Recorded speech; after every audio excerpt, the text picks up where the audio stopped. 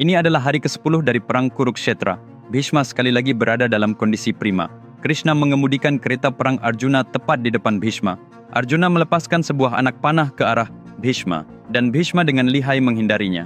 Seketika itu juga Bhishma berteriak, "Awas, wahai putra Manu," sambil menyiapkan busurnya, menarik tali busurnya dengan kuat, dan hendak melepaskan anak panah ke arah Arjuna. Tetapi pada saat itu, sesosok tubuh berdiri di depan Arjuna, menghalangi arah panah Bhishma. Sosok itu adalah Shikandi. Saat Bhishma melihat Shikandi, ia menurunkan busur dan anak panahnya. Segera setelah itu, sebuah anak panah melesat dan menembus dada Bhishma. Anak panah itu ditembakkan oleh Shikandi sendiri. Sambil memegang anak panah itu, Bhishma berucap, "Amba," mengacu pada Amba yang sama, yang pernah dibawa Bhishma ke Hastinapura bersama dengan saudara perempuannya, Ambika dan Ambalika. Merasa bahwa Bhishma telah menganiaya hidupnya, Amba memutuskan untuk membunuhnya dengan cara apapun.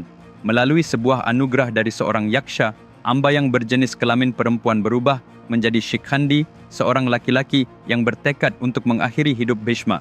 Para Pandawa telah menempatkan Shikhandi secara strategis agar Bhishma menjatuhkan senjatanya. Saat anak panah Shikhandi menghantamnya, Arjuna melepaskan 20 anak panah dengan cepat ke tubuh Bhishma. Bhishma tidak dapat lagi berdiri, dan ketika ia jatuh dari keretanya, Arjuna dengan cepat menembakkan serangkaian anak panah untuk membentuk tempat tidur di bawahnya, sebuah tempat tidur anak panah yang dikenal sebagai Anpashaya. Bhishma mendarat di atas hamparan anak panah tersebut. Meskipun sekujur tubuhnya tertusuk dan bersimbah darah, wajah Bhishma tetap bersinar penuh sukacita. Alasannya, setelah hidup selama lebih dari 500 tahun, ia akhirnya mencapai pembebasan. Kematiannya telah tiba, dan terlebih lagi, kematiannya berada di tangan Arjuna, pahlawan terbesar pada zaman itu. Hal ini memberinya kepuasan yang luar biasa. Segera setelah berita menyebar bahwa Bhishma telah jatuh di atas tempat tidur panah, pertempuran hari itu dihentikan di tengah jalan. Baik Kauravas maupun Pandawa berkumpul di sekitar Bhishma. Melihat Duryodhana, Bhishma berkata, "Duryodhana, panggillah Karna dengan segera." Kemudian Dharmaraja angkat bicara, "Pitamaha, para dokter telah tiba untuk mengobatimu." Bhishma menjawab, "Saya tidak membutuhkan pengobatan, biarlah saya tetap seperti ini. Semuanya, tetaplah waspada. Waktunya telah tiba bagi saya untuk meninggalkan dunia ini. Aku bisa mati kapanpun aku mau, tetapi saya tidak akan mati sekarang. Aku akan menunggu sampai perang ini berakhir, karena tidak akan pernah ada lagi, selama ciptaan masih ada, akan ada perang seperti ini. Hanya setelah melihat siapa yang menang dan siapa yang kalah, saya akan meninggalkan tubuh saya pada hari pertama Uttarayana." Mendengar hal ini, Duryodhana bertanya, "Pitamaha, tanpa dirimu, siapa yang akan memimpin perang sekarang?"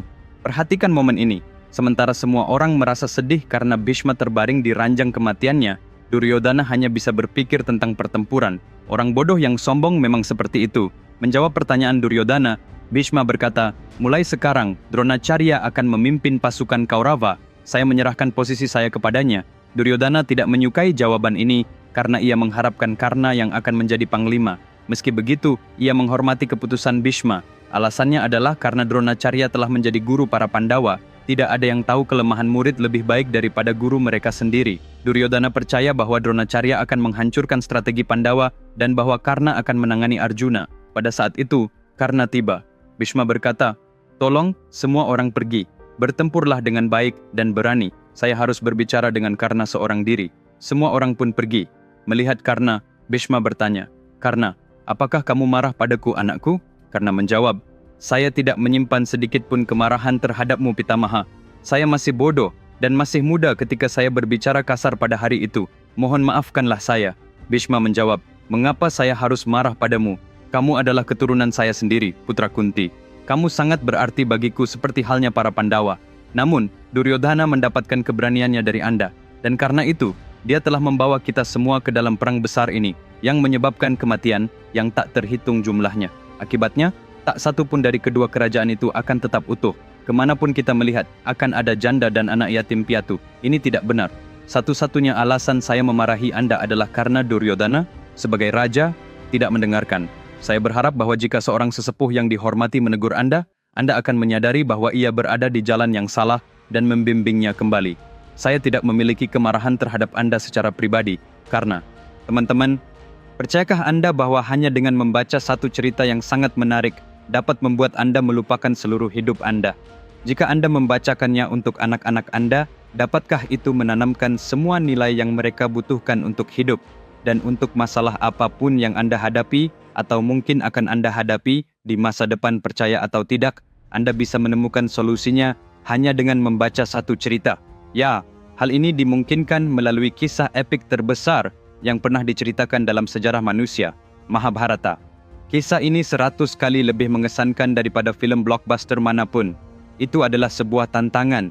Kisah Mahabharata yang lengkap dalam kata-kata Vikramaditya tersedia dalam 2 jilid, baik versi cetak maupun versi e-book di Amazon dan di 43 toko online lainnya. Buku ini diterbitkan dalam 54 bahasa di seluruh dunia. Saya telah menempatkan tautan dalam deskripsi di bawah video ini. Segera pesan, karena ini bukan hanya sebuah buku, ini adalah sebuah perpustakaan untuk hidup Anda. Mendengar Bhishma karena berkata, "Pitamaha, setiap kali Anda memarahi saya tahu bahwa saya salah. Saya tidak benar-benar ingin mendukung Duryodhana, tetapi karena persahabatan, saya membantunya. Karena dia tidak mendengarkan siapapun. Bahkan sekarang, saya merasa saya harus mendesaknya untuk meninggalkan perang ini. Namun, saya adalah sumber kepercayaannya. Aku tidak bisa mengingkari janjiku padanya. Saya tidak bisa mengkhianati teman saya. Seperti halnya Krishna yang mendukung Pandawa, demikian juga saya mendukung Kauravas. Selain itu, jika saya mengatakan bahwa kita harus menghentikan perang, orang-orang akan mengatakan bahwa karena takut pada Arjuna dan mengakhirinya. Saya tidak bisa menanggung aib itu. Tolong maafkan saya." Bhishma menjawab, "Karena kamu adalah jiwa yang mulia, yang tidak bisa dibatalkan oleh pergaulan yang buruk. Sungguh menyakitkan bagi saya untuk melihatnya, anakku. Tetapi di masa depan, tidak peduli apapun yang orang pikirkan tentang Anda, begitu mereka mengetahui kisah lengkap Anda, mereka akan tunduk pada kemurahan hati Anda. Semoga kemasyhuranmu bertahan selamanya." Kisah Mahabharata dimulai dengan Bhishma. Sumpahnya yang agunglah yang menyebabkan semua peristiwa ini terjadi. Meskipun Mahabharata dipenuhi dengan karakter yang tak terhitung jumlahnya, tidak ada yang lebih agung, tidak ada pahlawan yang lebih besar selain Bhishma.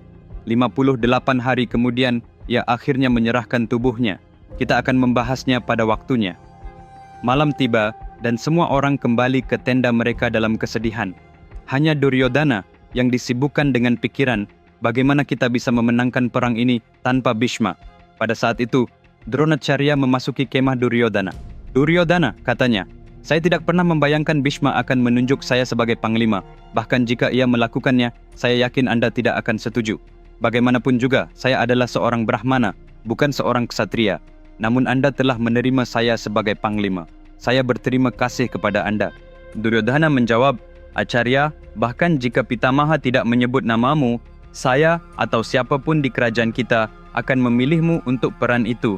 Hanya engkau sendiri yang layak. Saya sangat senang Anda sekarang menjadi panglima. Itu membuat saya yakin bahwa kita dapat meraih kemenangan."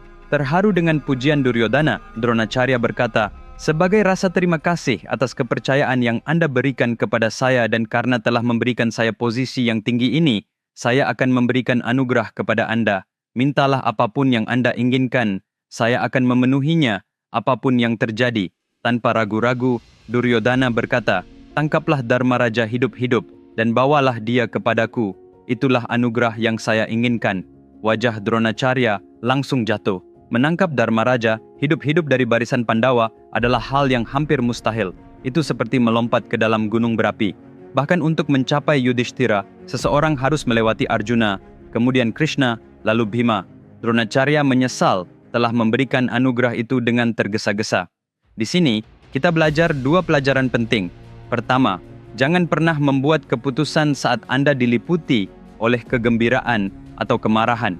Dan jika Anda merasa terdorong untuk memberi hadiah kepada seseorang karena bahagia, tawarkan hanya apa yang Anda bersedia berikan. Jangan katakan, "Mintalah apapun yang Anda inginkan," karena mereka mungkin meminta sesuatu yang menghancurkan Anda. Namun Dronacharya tidak bodoh. Ia segera mengatakan kepada Duryodhana, "Aku akan memenuhi permintaanmu, tapi dengan satu syarat. Gunakan semua pasukan Kaurava dan strategimu untuk menjauhkan Arjuna dari Dharmaraja untuk sementara waktu. Saat dia terpisah, beritahu saya. Kemudian saya akan pergi dan tidak peduli berapa banyak yang menghalangi saya akan menyeret Dharmaraja dengan rambutnya dan membaringkannya di kaki Anda." Teman-teman, konten episode berikutnya akan berada di level yang sama sekali baru. Jangan sampai ketinggalan. Mari kita bertemu lagi Sabtu depan di waktu yang sama. Sementara itu, pesanlah buku-buku Mahabharata saya sekarang juga dengan menggunakan tautan yang ada di deskripsi video ini. Dan juga, jika Anda belum berlangganan ke saluran saya, silakan lakukan segera. Sampai jumpa, jaga diri kalian. Sampai jumpa.